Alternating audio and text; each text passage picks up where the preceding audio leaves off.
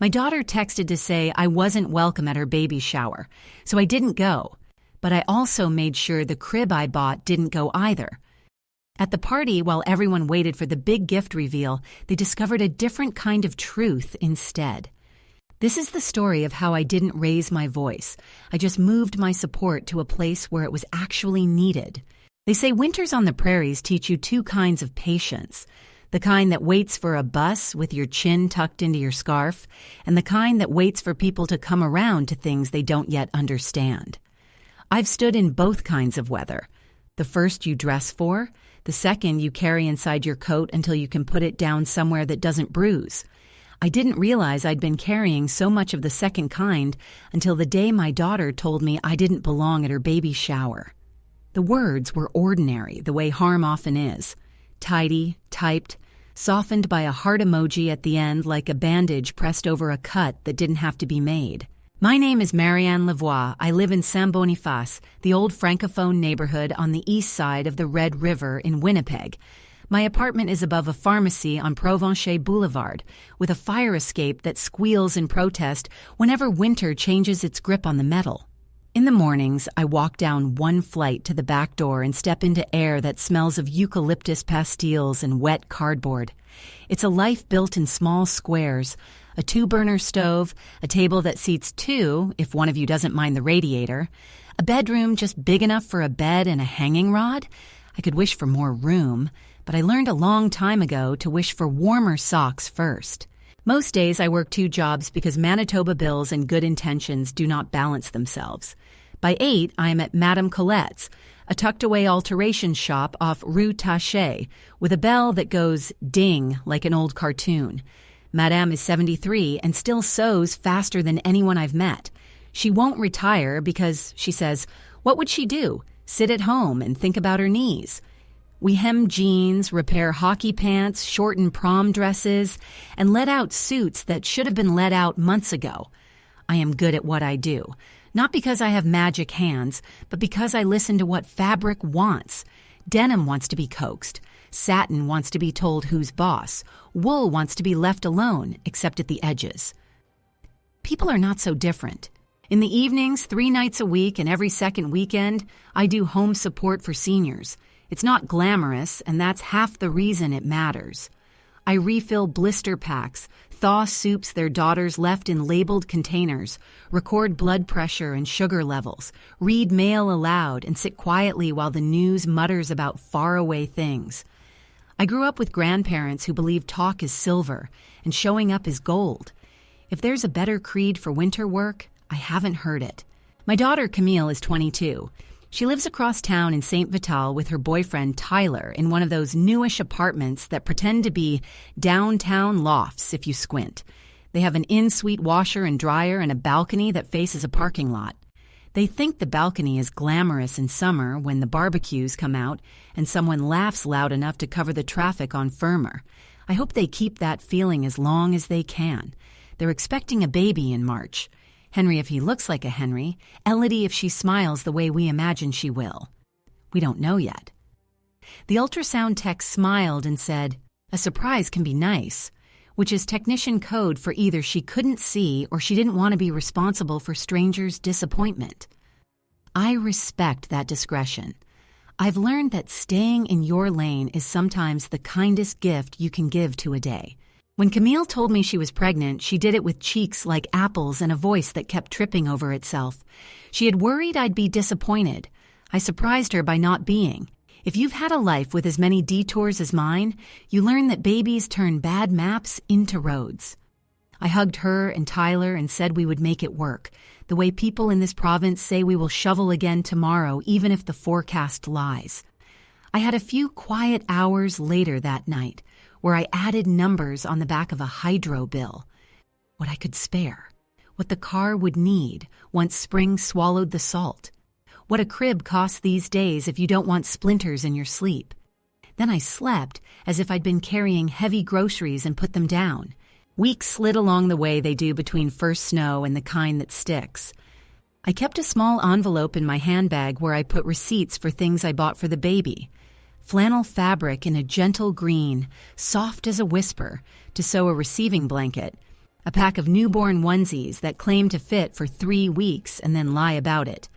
An extra long charger because someone will be up in a chair scrolling at 3 in the morning and cords never reach far enough in real life. I put money down on a crib made from maple, solid and plain.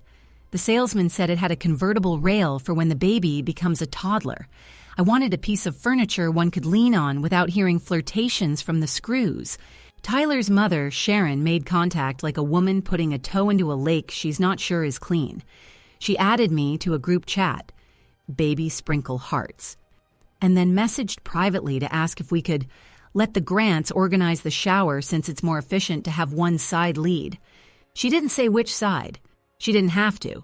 Her dialect of kindness is the kind that trims other people out of a photo in the name of symmetry. I said I was happy to contribute and asked what she had in mind. Her list arrived with the certainty of a woman who has never had to choose between fresh fruit and bus fare, rented acrylic sign for the backdrop, sage green balloons, customized sugar cookies with baby's initials.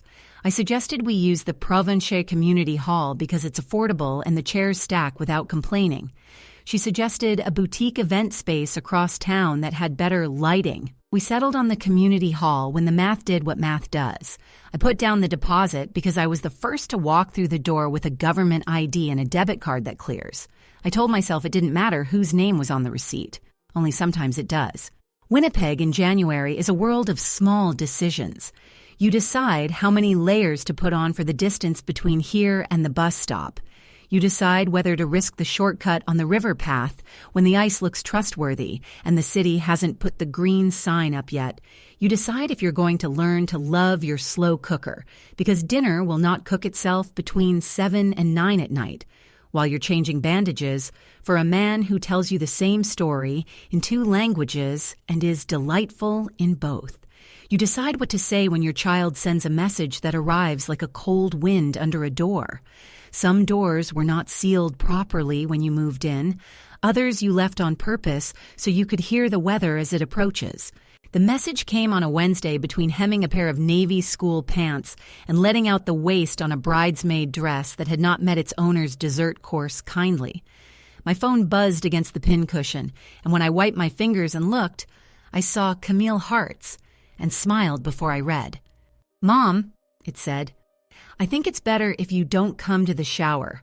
It's kind of a friends thing and Sharon's family wants to keep it simple. Love you. I'll send photos." A heart. Pink. As if that made the words less exact. I stood very still. Mesdames looked up from her machine without turning off the motor, a skill that continues to impress me. "Ça va?" she asked. "Oui," I said, because I did not have the digestion for French just then. "It's fine." "It is not fine," she said, because 73 gives you rights. But she turned back to her stitches and let me find my breath. I put the phone down and finished the hem. Stitches don't forgive you because life has startled you.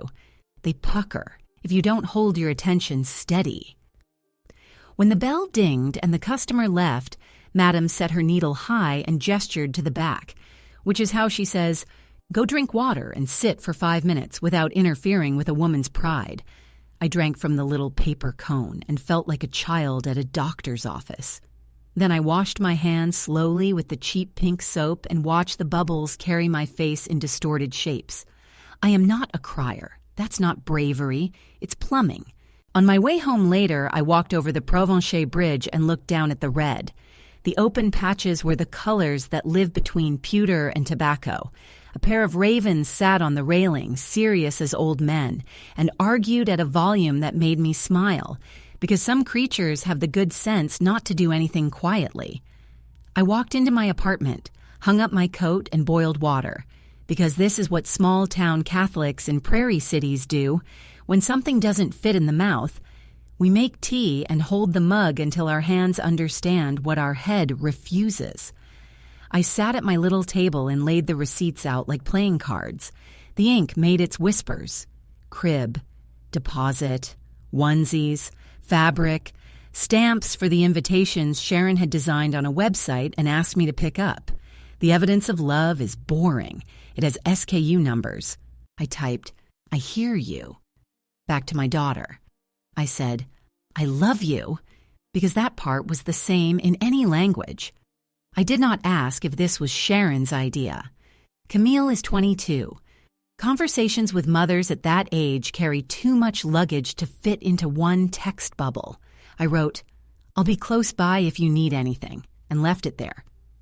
The heart she sent back had a crack through it, which I chose to read as kindness and not cruelty.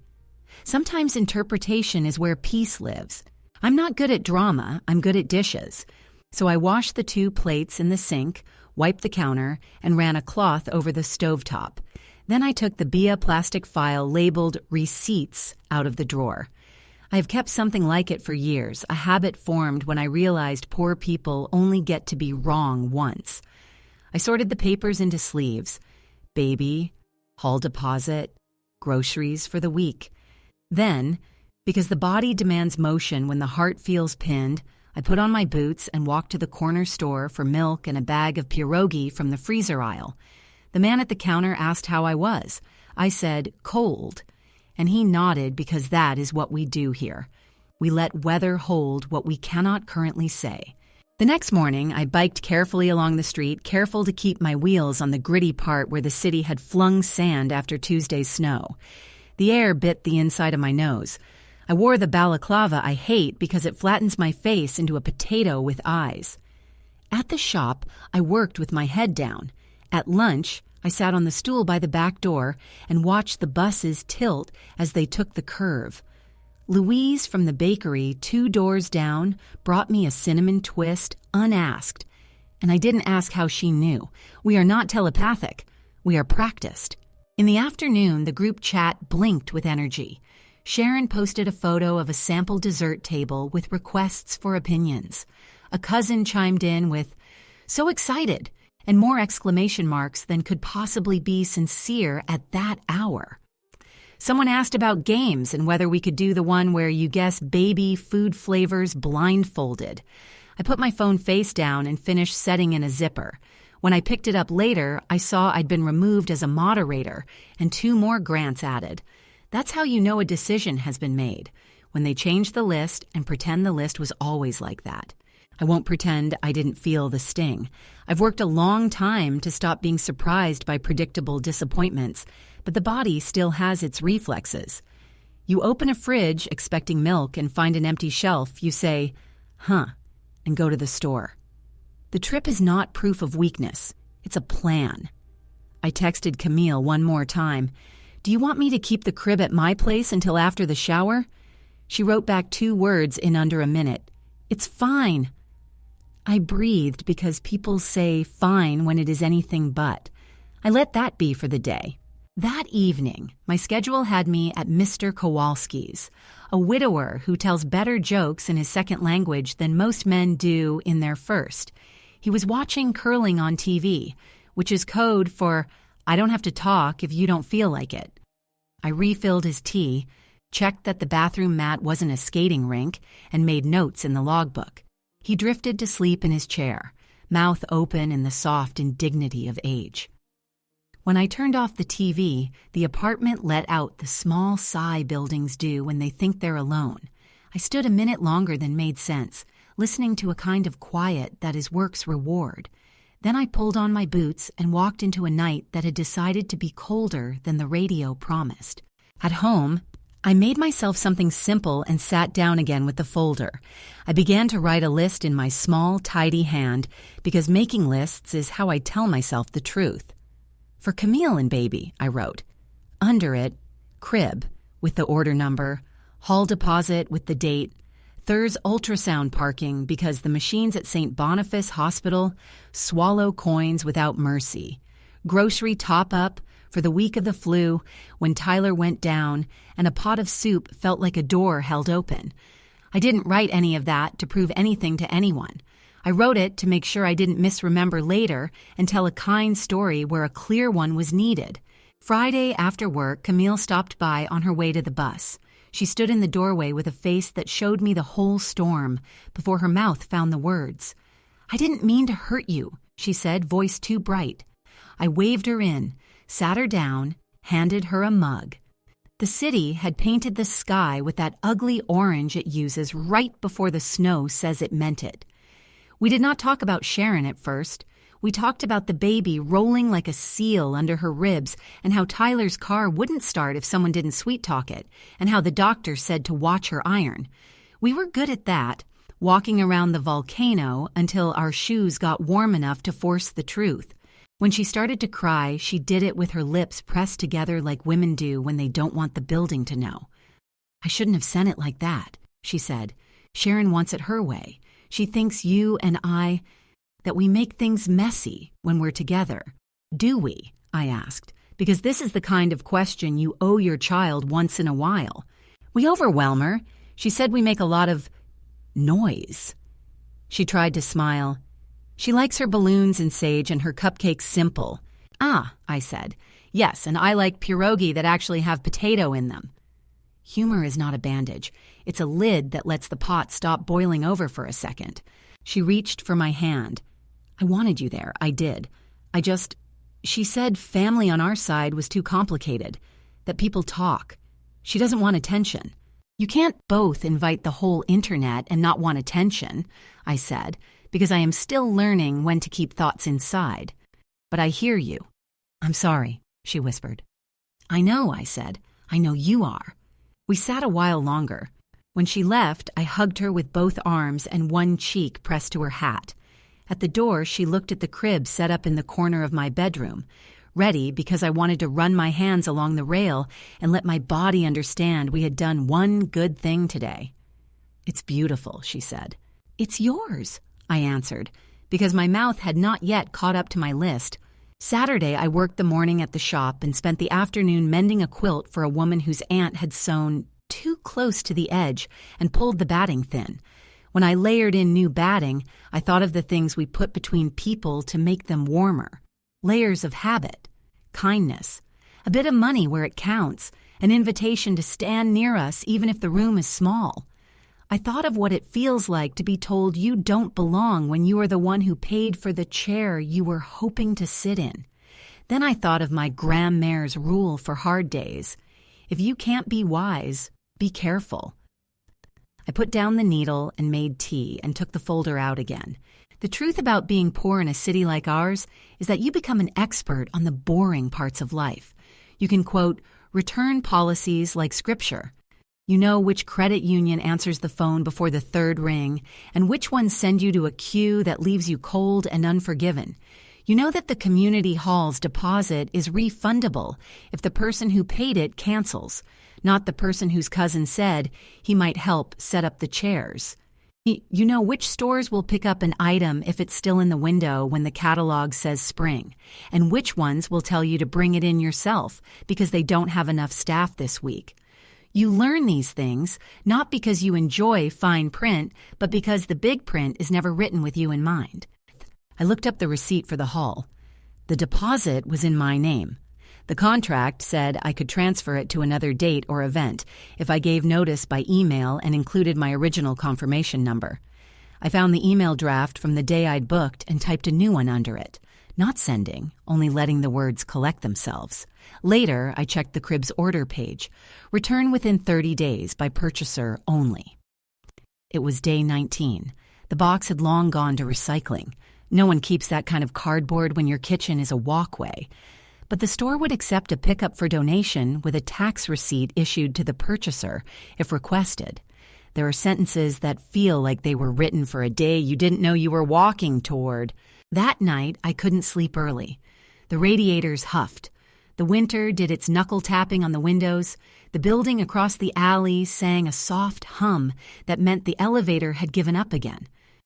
I got out of bed and stood by the crib, fingers on the smooth rail. I thought of my daughter and the way love can be consumed by other people's preferences if you let it. I thought of the baby and the way needs arrive without polite scheduling. I thought of how long women have been told to fold themselves into nicer shapes in rooms they prepared and paid for. I thought, too, of my pride, which has both saved and stiffened me at different times.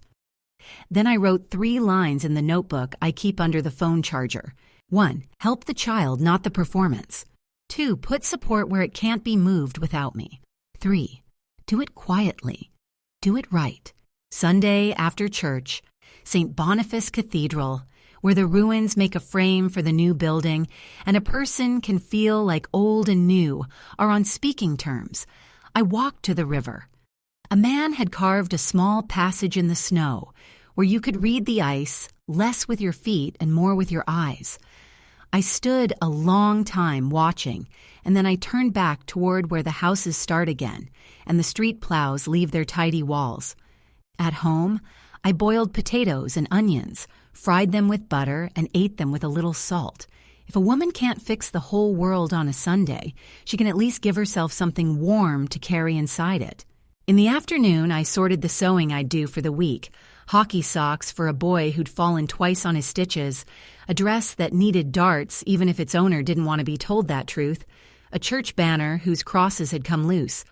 I stopped, sewed my initials on the corner of the baby's receiving blanket, old-fashioned, I know, but it steadied my hands, and placed it in a cloth bag. Then I took out the hall contract and wrote the deposit number on a sticky note. I opened an email to the manager, whose name I know because she coached my friend's kid in ringette. I kept it simple, the way you do when you want to be understood. Hello, this is Marianne Lavoie. I'm writing to request that the deposit for booking Aracorcio Provence Hall, February 10th, be transferred to a future community event I'm organizing, an infant care workshop led by public health nurses. Please confirm the process and the notice required. Thank you. Regards, Monsieur Lavoie. I didn't send it. Not yet. I closed the laptop and watched light move across the table until it left the room. Then I made a thermos for work and put my boots on and stepped into the rest of the week. You might expect a confrontation to end this part of the story. A slamming door, a dramatic call, a paragraph you copy into a group chat to win a small war. But this is Winnipeg in January. Most doors are too swollen with cold to slam, and the people who win are usually the ones who make lists first. When my phone buzzed that evening, it was Camille sending me a photo of her stomach under a sweater and a caption that said, "He's practicing karate." And I sent back laughing faces and a heart, and for once did not try to fix a single thing. By Monday, the shop needed me early and Mr. Kowalski needed me late. And in between, I stood on the bridge and watched the river pretend to be still.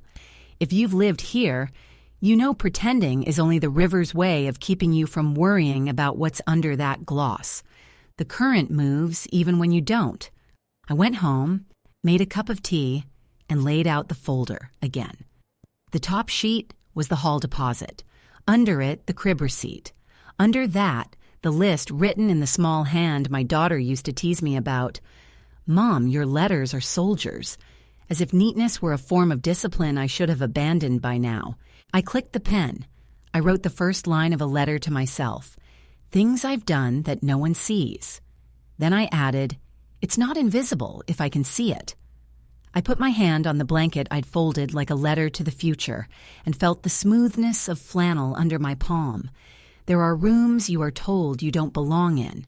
There are rooms you build with your own 2 hands and then invite people into, with chairs and sugar and a place for their coats. If someone decides the chairs don't suit their aesthetic, you don't throw the chairs in the snow. You carry them to a place where someone will sit down gratefully. That was the picture I held in my head as I turned off the kitchen light and felt my way to bed. The forecast said the week would get warmer and then colder again, which is how weeks arrange themselves when they want to keep you humble. I tucked the folder into my bag for the morning, set an alarm, and lay down. Before sleep found me, I rehearsed the first call I would make in my head, not because I like drama, but because I like to get the words right. "Hello, it's Marianne. I'm calling about a deposit in my name. I'd like to transfer it." "Yes, I have the number." "Yes, I know the date." "Thank you." Breath in, breath out. Foot on a small step. That is how you move a life from one room to another without spilling something that matters. The rest, as the old women in my building say, we will take in order. And somewhere between my apartment and the river, a list had begun to write itself with a surer hand than I had used at the kitchen table. It had 3 quiet headings: what I pay for, who benefits, and where the baby sleeps tonight. Tidy, not cruel. The sort of list that tells the truth without making a scene. The kind that would carry me into what came next. There's a certain kind of winter work that never shows up on a pay stub. You do it at a kitchen table with a pen that writes small, with receipts that whisper their little truths, with the steady breath you practice so you don't mistake irritation for wisdom. On the prairies, we learn early that big gestures won't get your car to start. A clean battery does. And if the battery is fine, maybe it's the cable. And if it's not the cable, it's your habit of listening for what's loose. I woke on the Monday after my daughter's message with that mechanic's patience. No shouting, no speeches, just a day for tightening bolts I should have checked sooner. The morning air carried that damp cold that looks like kindness and bites when you turn the corner. I rode my bike in slow circles through San Boniface's side streets, letting the grit under the tires tell me what the city had done overnight. At the shop, Madame Colette was already humming at her machine, a hymn she reserves for zippers. She didn't ask about the text. She set a mug of tea by my elbow and pushed the box of safety pins closer, an old woman's version of laying out armor. I hemmed 2 pairs of jeans and a navy dress uniform, and at lunch I opened my folder on the back table between the extra spool of white thread and the taped-up box of buttons. The first list was headed, What I've Carried. I wrote the items one by one without decoration. Deposit for Provencher Hall, maple crib, gas card top-up in October when Tyler's shift got cut, the $300 transfer I set up last spring, for months that run long, the extra ultrasounds, parking meter coins, groceries when the flu leveled them. I noted the dates, the amounts, the invoice numbers if there were any. A ledger isn't love, but it keeps love from lying to you. By the time I clocked out, I had the quiet certainty that comes when a plan finally chooses its order. I went home, put my bike against the peeling wall of the back stairwell, and sat with the phone like it was a tool. Not a siren, not a weapon, a tool. First call, the credit union. People think banks are interchangeable. They are wrong. A credit union will still put you on hold with the same stale music as anyone else, but the person at the end of the music will remember your name if you've held their line through enough winters. A woman answered. Her voice had that grain you hear in people who also work at the front desk when it's busy. Good afternoon, Prairie Horizons Credit Union. This is Sabine speaking. Hello, this is Marianne Lavoie. I have a supplementary card on my account in my daughter's name. I'd like to cancel it and close the automatic monthly transfer to her checking. I also want to set up a trust for a newborn, disbursements for medical and education only. Is that something we can do here? There was a pause, not the rude kind, the careful kind. We can certainly cancel the card and the transfer, she said, fingers clicking through a keyboard I could picture. For the trust, we can open a restricted savings account under your name with a beneficiary, or we can refer you to a partner trustee service that manages distributions according to documented conditions. That piece is a little more formal. I want formal, I said. I want a place where money goes exactly where it says and nowhere else. You like the trustee service, she said. We do those on Wednesdays and Fridays. I can book you. And, because you said supplementary card, just to confirm, you're the primary, yes? The supplementary is a convenience, not a joint account. Yes, I said, the account is mine. Good, she said, and I heard a kind of relief she didn't mean to share. Then you control it. We do require 24 hours to shut the card off on our system so pending transactions clear. The transfer can be canceled by end of day. What time works for you to come in about the trust? Friday morning, I said. 9, if you have it. We do. Bring your ID and the beneficiary information you have. Name if chosen. Otherwise, we can list grandchild baby due March with the parents' names. We'll draft conditions together. She read me a reference number for the card cancellation. I repeated it and wrote it on my list. The digits sitting there like fence posts set in frozen ground. When we hung up, I breathed the way we do when effort and dignity land in the same place for once. For my second call, I dialed the community hall. The manager, Denise, runs it with the calm of a woman who has seen 100 weddings and knows that most emergencies are just people hearing their own echoes. Provencher community, she answered, voice already moving through a mental checklist. Hi, Denise. It's Marianne Lavoie. I have the February 10th booking, deposit in my name. I need to transfer the deposit to a different event, an infant care workshop I'm arranging with public health. I can email the confirmation number. Oh, Marianne, of course. We asked for 72 hours written notice to transfer a deposit. Your email is fine. We'll hold it on your account for 6 months if you haven't pinned a date yet. And, just so you know, if the person running the shower calls us about that deposit, we can't discuss it with them. It's under your name. I understand, I said. Thank you. Do you want us to pencil the workshop on the calendar to keep Saturdays in play? She asked. Not yet. I'll call once I've got nurses lined up. I like this plan, she said, and her voice had that small smile decent people keep for shared sense. I sent the email right away with the booking number in the subject line, because you don't make other people search for your mess. Then I opened the store receipt for the crib and stared at the return policy like it was a stranger's face I half recognized. Return within 30 days by purchaser only in original condition. The box was gone. The crib was assembled in my bedroom, its rails smooth, its screws snug. But under Community Partners, the store had printed a line I'd missed before. We partner with approved shelters to accept donations for pickup, tax receipt issued to purchaser if requested. I clicked the link, and there they were. A list of organizations, including the women's shelter on Salter that often fills the gap when a mother leaves in a hurry and thinks of everything except where a baby will sleep that first night. I bookmarked the page, but did not fill the form. Not yet. You don't let one decision rush the next. The texts started that afternoon. First Sharon in the group chat, tagging y'all with a request for final RSVP numbers, so we can keep it elegant and not too crowded, a sentence that managed to be both generous and excluding in the same breath. Then a private message from her. Hi, Marianne. Since the grants have most of the logistics in hand now, you can just relax and enjoy the pictures afterwards. We've got the registry covered. Appreciate your enthusiasm, though. Appreciation can be a blade if you've been on its wrong side before. I set the phone down and folded a stack of dish towels so straight the edge looked like a rule. Then Tyler texted. 2 short sentences punctuated like he was trying to sound older than he felt. Can you not stir things up this week? Sharon is stressed. We just want the day to go smoothly. I stared at that use of we until the word lost its glue. I typed and erased and typed again, then settled on something that didn't need an apology attached to it. I'm not stirring. I'm moving my support where it helps the baby. That's all. Tuesday morning, I went to the seam shop with a head full of numbers and hands that knew what to do anyway.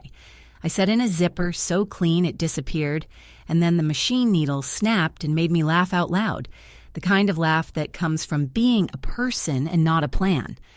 I replaced the needle, swept the silver splinters into the spill tray, and went back to work. At noon, I tucked my phone under my scarf and walked to the credit union to sign the form canceling the automatic transfer. Sabine printed it on paper the color of oatmeal.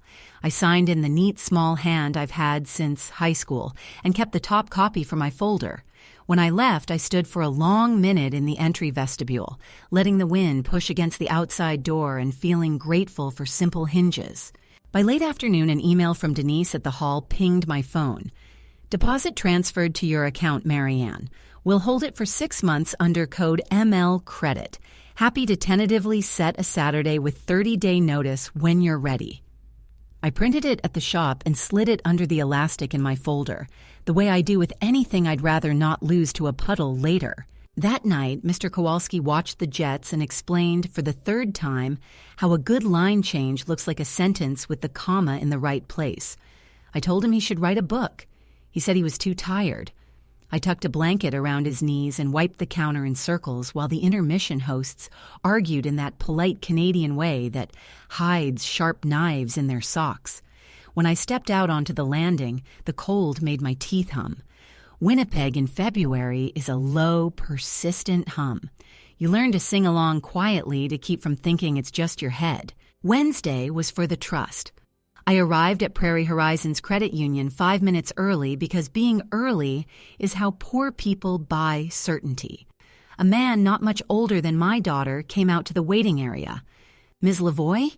he asked, careful with the vowels. "I'm Aaron. I handle trustee services." He led me into a small glassed-in office with 2 chairs and a potted plant doing its best with January. He spoke the way decent professionals do when they know the power imbalance is not their fault and not their fault. We went through the template. He asked who the beneficiary would be. I said, "Grandchild." Expected in March, parents Camille Lavoie and Tyler Grant. He asked what I wanted the funds used for. I said, "Medical and educational expenses. Receipts required. No cash disbursements to adults." He asked who could request disbursements. I said, "Either parent may submit receipts. The trustee pays providers directly when possible. If reimbursement is needed, only to the parent who incurred the expense, never to a third party." He asked about governance.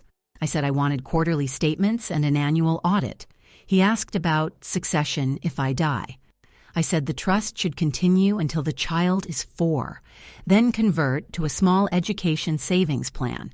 We put it in sentences that would stand up in a room where no one knows my child's nickname or the shape of her laugh. "Name for the trust?" he asked. He was ready with polite options. Lavoie Grant Infant Support Prairie Family Trust. I shook my head. "Little Maple Trust," I said. "No personal names. Maple because it bends and holds." He smiled like he meant it. "Little Maple Trust it is." We signed. I initialed.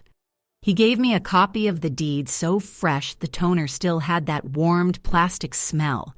He explained the fees and the notice periods and the online portal.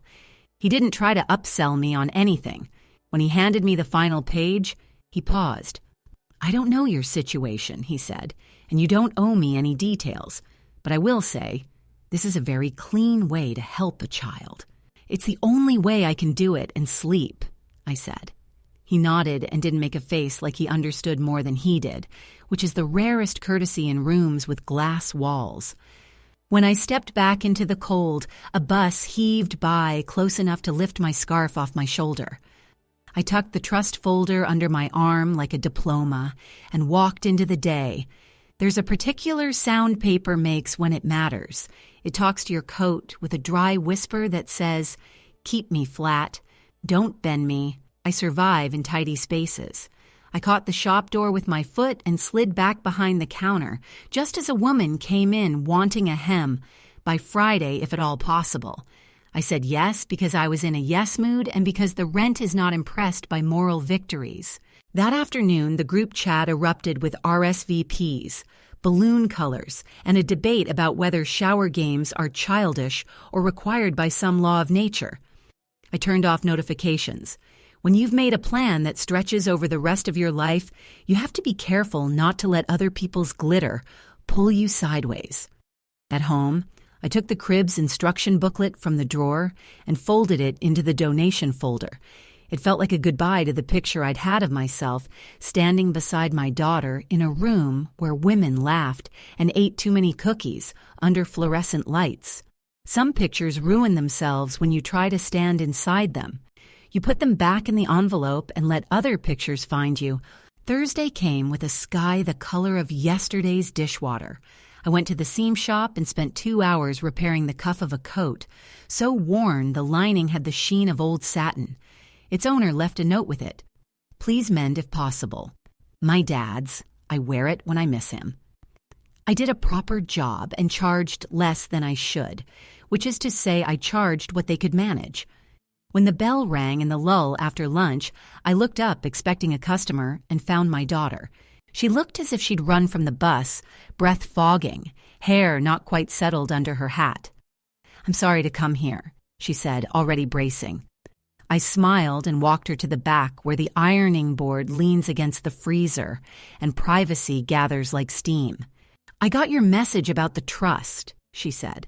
"Tyler's mom says you're making things complicated. She says you're trying to control us with money. She says it's manipulative." People put sharp words in other people's mouths when they don't want to swallow them themselves. I folded my hands so I wouldn't use them to underline. "I'm not trying to control you," I said. "I'm trying to stop having my support used a way that erases me. The trust means the baby gets what the baby needs. It also means I'm not funding anyone's aesthetic." She flinched at that and then exhaled. "I know," she said, and I believed her. I want everything to be easy. Easy is when the thing that's true and the thing that's convenient are the same thing," I said. "That almost never happens on a schedule." She held my gaze for a long second that felt like the best kind of thaw. "Sharon says I should uninvite you officially, in writing, so there's no confusion." Her voice wobbled on officially, like it didn't fit in her mouth. "You sent me a message," I said. "I understood it." "I'm sorry," she said again, and I believed her again, and I didn't repair the hole you can see when a daughter is trying to be a good woman to two mothers at once. The stitches she needs are ones she has to make with her own thread. After she left, I finished pinning a cuff and cleaned the lint trap on the industrial serger, because today, of all days, felt like a day lint might catch fire if left to its own selfishness. At home, I warmed a bowl of cabbage soup from the freezer and read the trust deed, line by line, until the words stopped pretending to be a foreign language. I copied the disbursement email address onto a recipe card and taped it inside the pantry with the flour measurements. Some things you want in arm's reach: how to thicken a gravy, how to pay a pediatrician without touching the pride of the adult who should have covered the bill. That night, Sharon emailed me. People show their tells by how they sign emails. Lots of exclamation points, no greeting, or those breezy cheers that say more about Instagram than about bodies in rooms. Hers was clipped. "Marianne, we've heard you've canceled certain financial arrangements and are contacting venues. This is unnecessarily dramatic and stressful for Camille. Please refrain from interfering with plans already made. I suggest you contribute through our gift registry. That would be simplest. Sharon." I read it once, then again. Then I closed my laptop and sat in the chair by the window where a thin line of cold sneaks through the caulking. I thought of all the ways simplicity has been used to absolve people of practicing good manners. I thought of all the times I've been told I'm dramatic for doing something in daylight that others preferred I continue to do in the kind dark. Then I opened the laptop and wrote back one sentence. "Sharon, I will not be using any arrangement that allows my support to be repackaged as someone else's generosity." I deleted the second sentence I wanted to write, the one about registries and the price of clear acrylic cake toppers, and hit send. Friday morning at 9, I sat in the credit union again, this time to initial a small change Aaron had suggested, language that required invoices to be named and dated within 60 days of service, so no one could backfill a story into the trust. He slid me the new page with a finger that had a paper cut wrapped in a Band-Aid. People talk about bankers like they're a species apart, but they bleed on their own copies, too. When I left, I bought a pack of stamps from the Shoppers Drug Mart downstairs and mailed a thank you card to the public health nurse who'd agreed to lead the workshop at the hall when I picked a date. "Tell new moms, naps are strategic, not sentimental," I wrote, and laughed at my own joke in the lobby like someone finally told me a secret. The day before the shower, I did one more thing. I went to the baby store, the one with the pretty windows and the staff who call you mama if you let them, and I asked to speak to the manager. A young man with a halo of bad sleep under his eyes came over. He had the grace to talk to me without the sales voice. "I purchased a crib from you 3 weeks ago," I said, giving him the order number. "It's assembled and in perfect condition. I don't want a refund. I want it picked up and donated to a shelter. I'll take the receipt for tax purposes." He blinked, then nodded like he'd been expecting a return, but not this kind of return. "We can do that," he said. "We'll send the driver this weekend. You'll get an email with the pickup window and the donation receipt once the shelter signs the form. Which organization do you prefer?" I gave him the name. He typed it in. We work with them, he said. They're fast. Good, I said. There's a baby who needs a bed right now. Mine will have a bed later. He looked me in the eye as if someone had finally handed him a sentence worth saying. I wish more people were as clear as you. Clarity isn't heroism. It's expensively purchased peace. I signed the form, thanked him, and walked home past cars wearing their snow-like hats no one wants to take off indoors. At my building, I met my neighbor, Mrs. Doyle, on the stairs, and we swapped weather and casserole ideas like currency.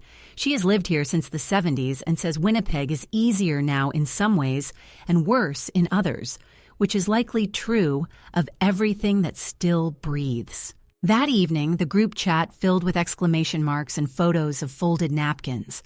I opened each one and tapped a small heart out of habit because my daughter's baby will one day love photos of the day people smiled, regardless of who paid the light bill. Then I packed a cloth bag with a receiving blanket I'd sewn and a small card addressed to Little Maple with the trust details printed on it. I placed the bag by the door. I had no intention of walking into a room where I'd been told to stay away. But I know events. Something always goes sideways. A person prepared to stand in a hallway can be the difference between hurt that lingers and hurt that merely stings. I slept better than I had all week, the kind of sleep you get when your lists are in order and the winter has finally chosen a temperature. In the morning, I made oatmeal with raisins for myself and left the pot on a low heat, because I have learned that comfort can be caught later, like a bus you thought you missed.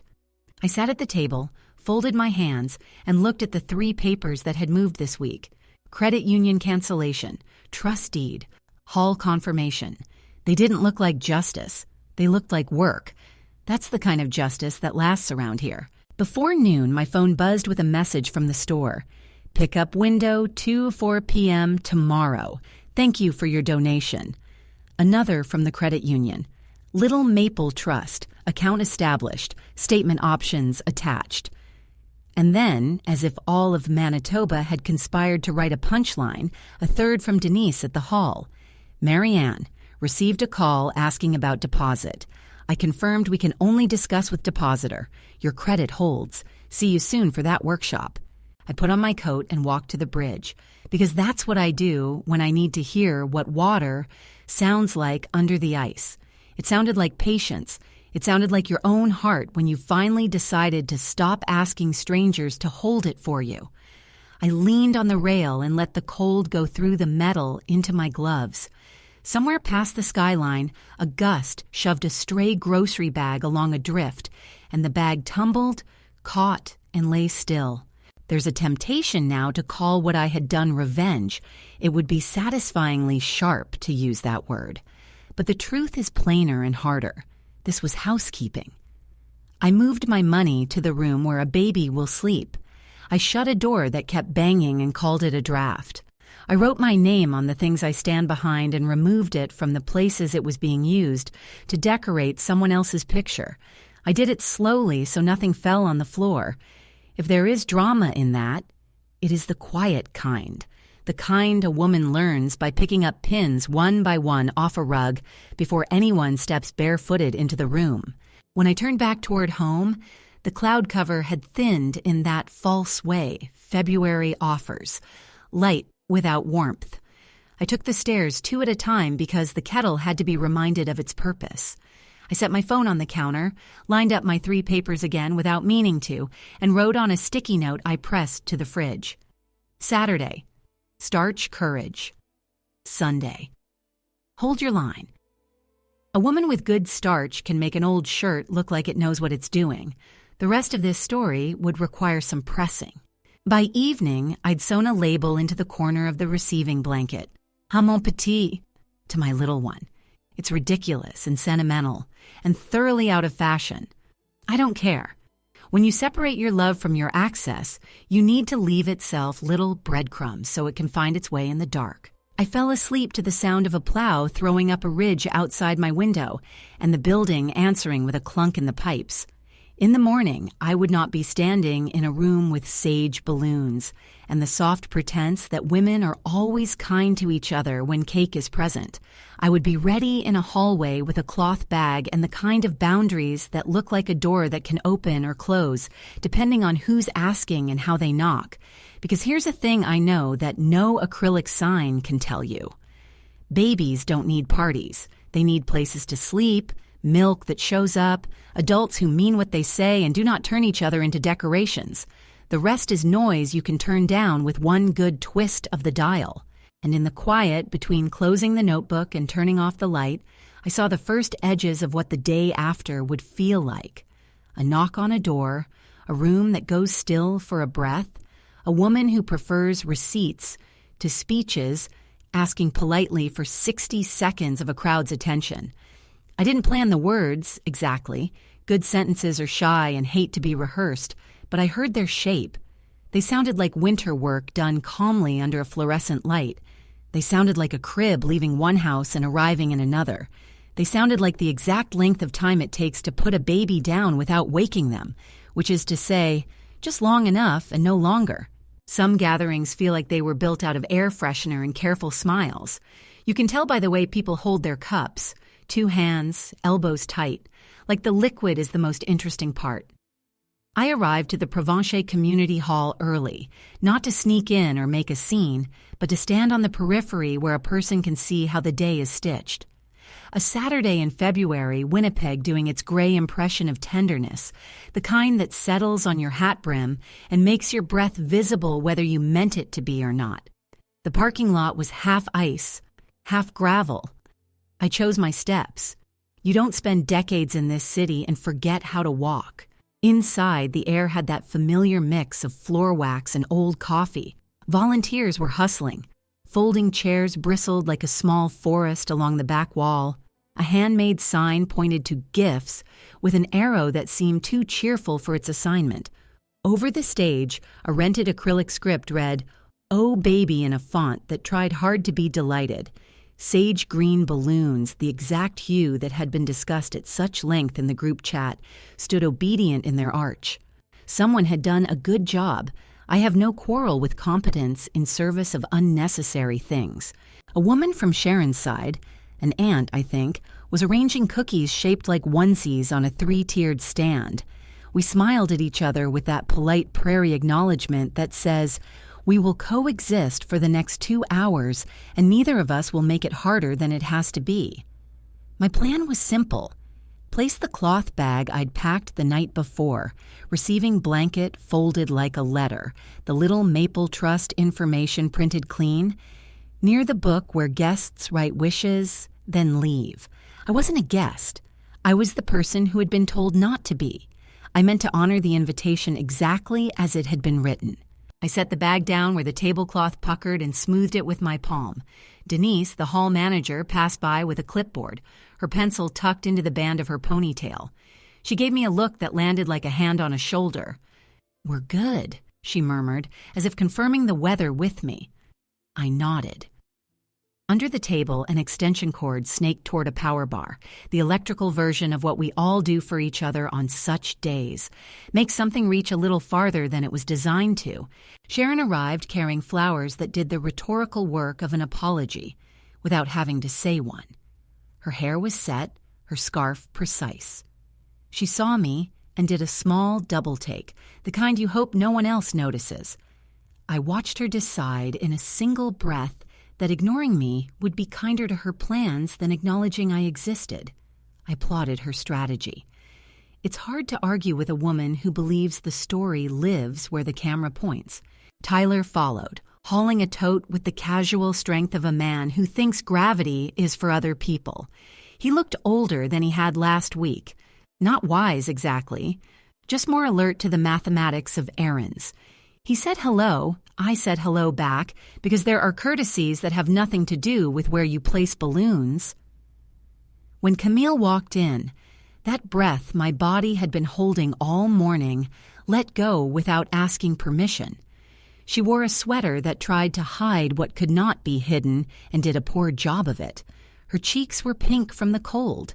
Our eyes met, And in that small exchange, I saw the whole map of the last month.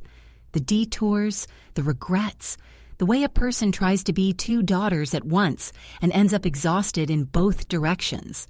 I didn't walk to her. I didn't wave. We are learning to live with a fence that keeps rabbits out and dignity in. Guests trickled in, someone's perfume louder than the music, someone's laughter testing the seams of the room. I drifted to the entrance where the air felt more honest. From there, the day rearranged itself into small routines. A cousin took the coats and forgot which chair she'd used for which size. Two teenagers fussed with a tripod for a photo corner and pretended not to mind when the thing kept sliding lower. Denise rode herd on a coffee urn that had decided it was done. All the human business that keeps events from falling into the kind of chaos people remember more eagerly than they should. The program began. Maureen, the same Maureen who had chaired that committee in Greywater in another life of mine, does not live here. But a woman very much like her took the microphone and proved once again that teachers are the only ones who should be allowed to speak to rooms without training. She welcomed friends and family in a voice that was both tidy and kind. Sharon followed with a smile that tried to be both. Her opening line included the phrase, "keeping it simple," which made me want to check the invoice for the acrylic sign again. She thanked everyone who helped in a way that kept Thanksgiving far from verbs. My name did not need to be said. I had long since pulled it from places where it made someone else's story sound more generous than it was. I meant to leave just then. The right timing in these things is the moment your absence will be a sentence only to you. But the door opened and the winter did its little gasp at the warmth. And a woman entered with her coat half buttoned, pushing a stroller that had known better days. She didn't come to the shower. She came for the drop-in program that usually uses the hall on Saturdays and had not read the sign on the door. Denise stepped over, explained, and smiled the smile that makes bad news not become worse news. The woman apologized, then noticed the table of cookies and flinched in a way I recognize from every pantry doorway I've stood in when I have nothing to offer but something I can't hide wanting. Denise caught my eye, and in the small economy of decency we practice here, I slid over and asked if she wanted to sit for a minute.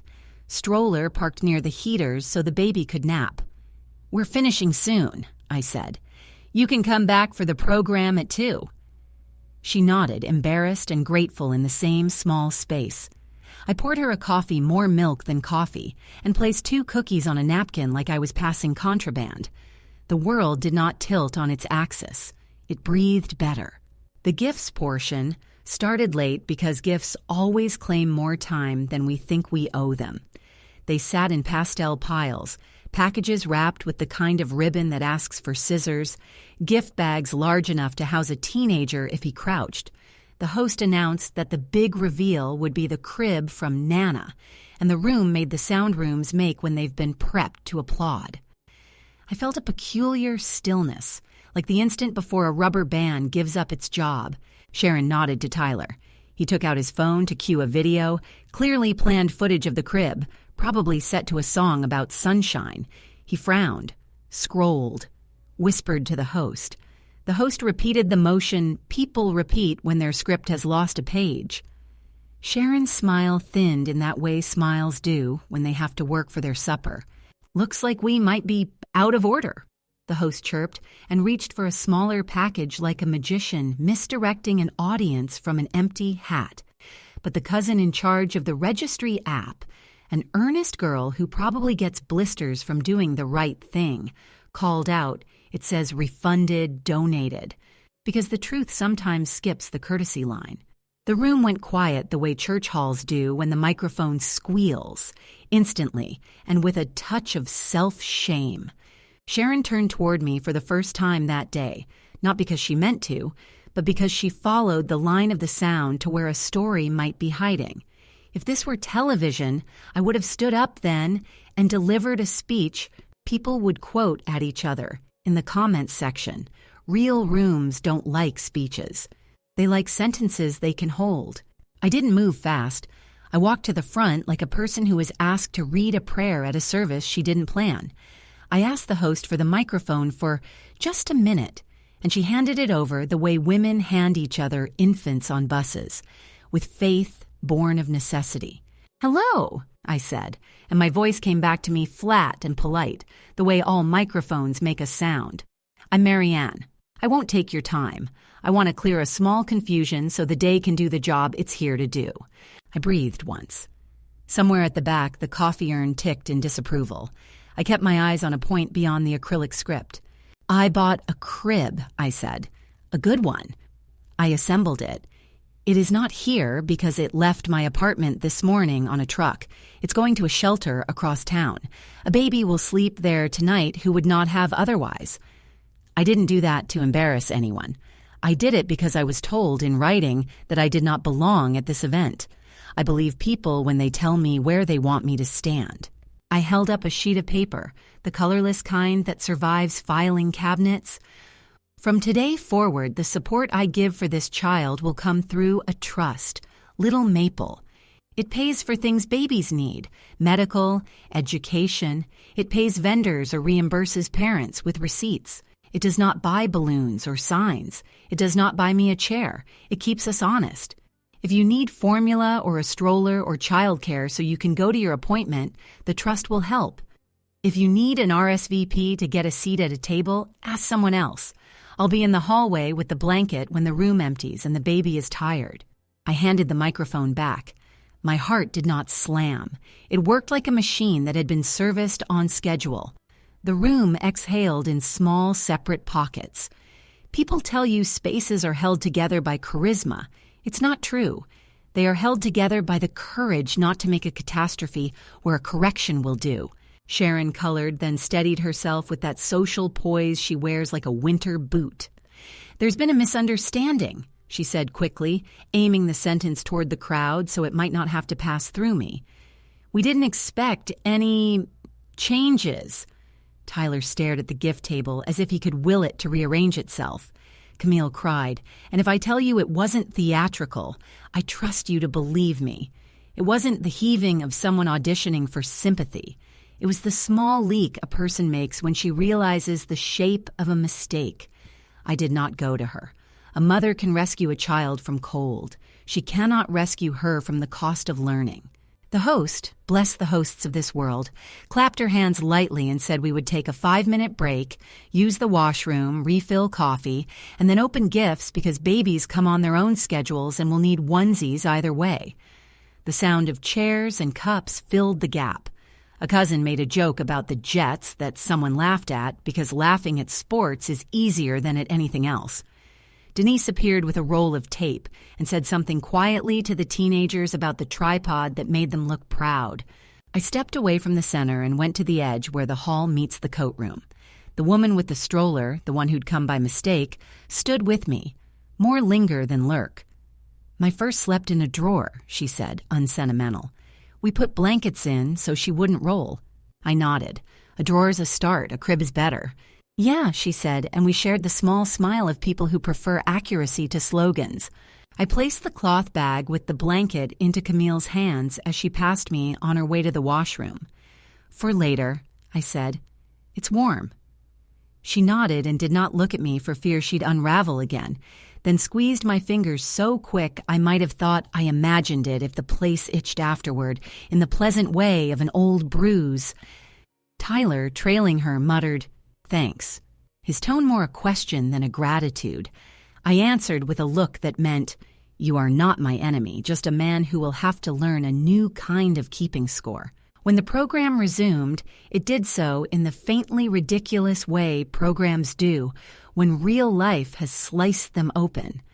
People overcompensated with enthusiasm. A game about guessing baby food flavors provoked noises no food deserves. A poem that tried to be gentle landed on the wrong beats. The gifts were unwrapped and cooed over. Every "aw" was slightly too loud, every thanks slightly too long. It is not a failure of character to paper over a draft. It is how we survive a winter of the heart while the furnace catches up. I stayed until there was nothing left for me to correct and then left. The cold outside felt bracing in that way that tells you your coat is doing its job. I walked past the bakery where the windows fog with sugar and heat, past the pharmacy where my name was once stapled to a paper bag of antibiotics, past the bus stop where two teenagers shared a headphone and pretended they were invisible. On the Provencher Bridge, a gust tried to push me a step sideways. I took the step, then straightened, because that is the exact choreography of a life in this place. Bend, then hold. At home, the apartment welcomed me with the small talk of radiators and the honesty of a room that does not know how to make a person larger than she is. I hung up my coat, set my keys in the dish, and boiled water because ceremony is for people who never had to thaw one. The kettle sang. I poured, I sat. My phone buzzed with a message from the baby store. Donation delivered. Thank you for giving a safe sleep space. A second message followed from the shelter with a photo, just the crib assembled in a room with peeling paint and a nightlight shaped like a moon. No baby in the picture, and thank God for that. I don't want to see anyone's hardship curated. I want to know that somewhere tonight, a spit-up rag will be sweet with milk and not fear. Sharon's email arrived later. It was longer than her first, and though the sentences tried for lawyerly, there was weariness in the joints.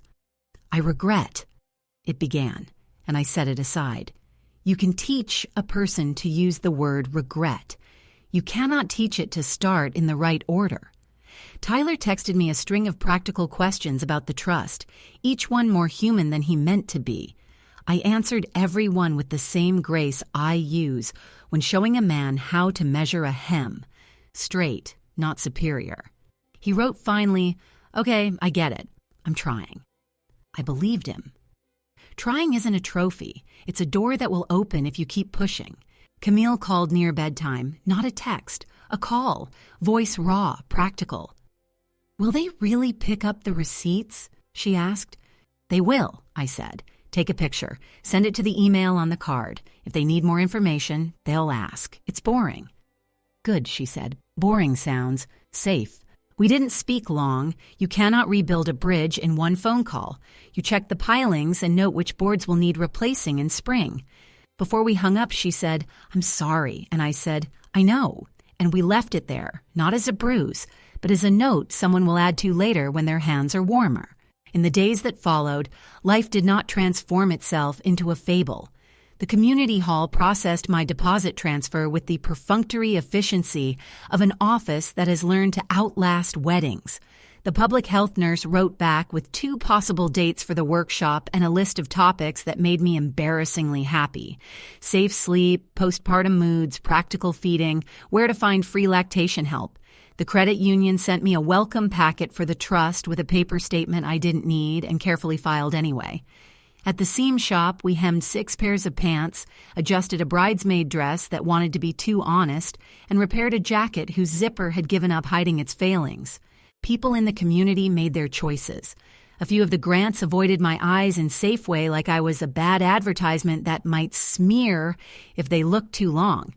One aunt, with a sensible haircut, thanked me without naming what for.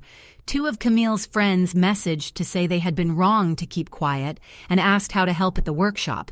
Sharon did not call. I did not expect her to. Pride is a winter coat she paid good money for. It will take until spring to admit it doesn't fit. The crib made its way into a story I will never hear. That is how help should travel, away from you. Every time I think of it, I picture a wall a little less empty and the air around a baby's head a little softer from the way wood holds warmth. The registry continued to buzz with purchases.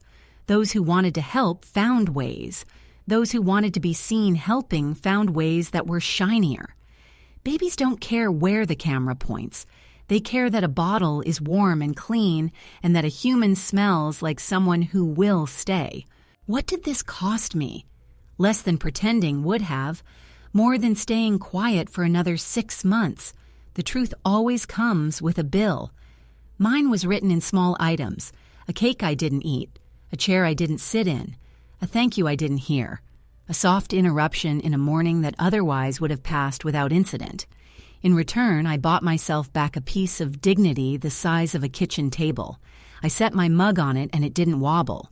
If I have a moral to offer, not the syrup-thick kind that leaves your mouth sticky, but the kind you can fold and carry in your coat, it is this: kindness without boundaries is a kind of bankruptcy. You can spend yourself into someone else's story so deep you forget which bills were yours. Boundaries without kindness are a desert where nothing grows. Some people use the word revenge for what happens when a woman stops being furniture. I don't. Revenge wants a reaction. I wanted a receipt. I have heard the argument that I should have swallowed my pride and shown up anyway. I could have. I have swallowed worse things. But you can't feed a baby on swallowed pride. You can feed them on a trust that pays the clinic, and a crib that does not squeak, and a grandmother who knows the difference between being included and being useful. I chose useful. It tastes better and it keeps longer. Camille and I are finding our footholds again. We take small walks on days the snowpack invites it. We make lists that shape themselves into names. When she laughs and then winces because the baby rolled in a way that knocked her breath sideways, I put my hand on her back until the air returns to its job.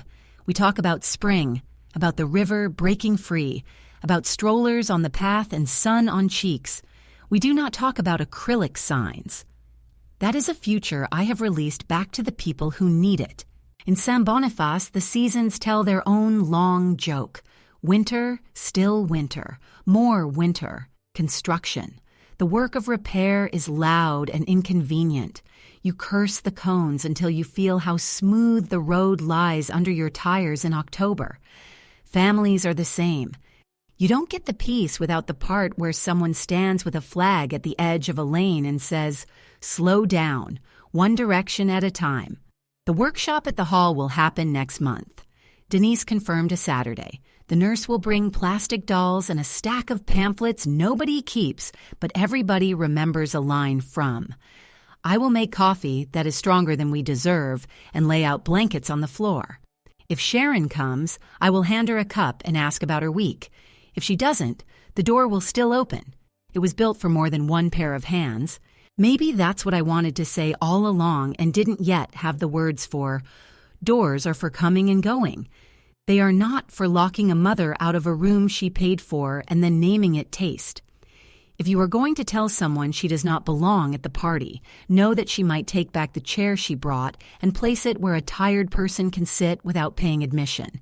If that feels like a lesson, I don't mind being its author. I've taught harder things to teenagers with dress zippers an hour before the dance. We'll see who we are when the baby arrives. People change under the gravity of a small person who doesn't care who wins arguments. I have space in my life for other adults to surprise me. Until then, I will keep the trust paperwork in a folder where pasta recipes used to go, when I could afford to experiment. I will answer calls from the clinic and emails from the credit union with the same quiet voice I use to reassure a stranger on a bad night shift. I will buy diapers on sale and keep a package by the door because emergencies prefer ground floors. I will write my name on the back of the receiving blanket in tiny stitches so small only the person folding it will ever notice. I will show up where I am helpful and leave when the room tells me it needs to practice manners without supervision. People say babies bring families together. Sometimes they bring us to the precise distance at which we can be kind without breaking.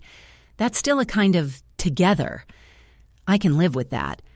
In a city where we measure ourselves by how often we help push a stranger's car out of a snowbank, it counts. If you've listened this far, maybe you've been the person with the receipt no one wanted to read out loud. Maybe you've stood in a doorway and wondered whether kindness means staying or stepping back. I can't tell you what to do in your house. I can tell you that I sleep better when my help travels on paper that doesn't lie. And when I walk across the bridge and feel the wind try to move me, I let it adjust my footfall. Then I hold the rail and continue. You don't argue with gusts. You don't hand them the map either.